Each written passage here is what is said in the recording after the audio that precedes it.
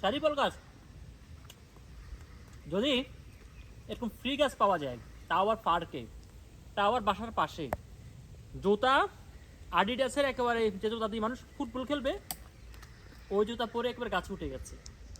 তার মানে জার্মানিতে স্যারিফলের কেজি কিন্তু প্রায় 8 থেকে 9 ইউরো। এই 9 ইউরো খরচ করবো কেন? ছোটোবেলা তো অনেক তাল গাছ, নারকেল গাছ, সুপারি গাছ, তারপর আম গাছ, কত গাছ উঠেছে। তো এখনও অভ্যাস তো আর, মানে অস্ত্র জমা দিয়েছি, ট্রেডিং তো আর জমা দিই নেই। ওই ট্রেডিং আমি এখানে কাজে লাগিয়েছি। সে প্রশিক্ষণের আওতায় আমি স্যারিফলের গাছে উঠে গেছি। আজকে বৃষ্টি ভেজা ভেজা গাছ, তারপরও একটু পিচ্ছিল আছে, কিন্তু জুতা পরে উঠে গেছি।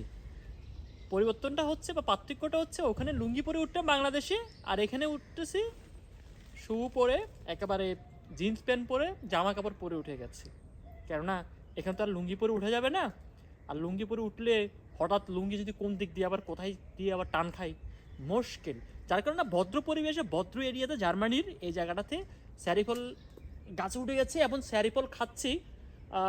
আপনারাও খাইতে পারবেন, খুব মজা। এই যে গাছ থেকে পেরে পেরে একেবারে পাকা স্যারিফল খাওয়া, এটা মজাই আলাদা। এই মজা পেতে আপনি জার্মানিতে আসুন, জার্মানির যে স্যারিফল গাছে উঠুন আর উপভোগ করুন। আর আমার মতো বাংলাদেশ থেকে সুপারি গাছ, নারিকেল গাছ, জাম গাছ, আম গাছ, জাল গাছ, যত গাছ আছে, জাল গাছ নাই, তত গাছ আছে, সব ধরনের গাছে উঠে আগে প্রশিক্ষণ নেবেন, নিজেকে পরিপূর্ণভাবে প্রিপেয়ার করবেন। বয়স বাড়বে, আপনি বড় হবেন, কিন্তু আপনার শৈশবের যে শখ, গাছে ওঠা যে প্রশিক্ষণ, সেটা কিন্তু শেষ হবে না।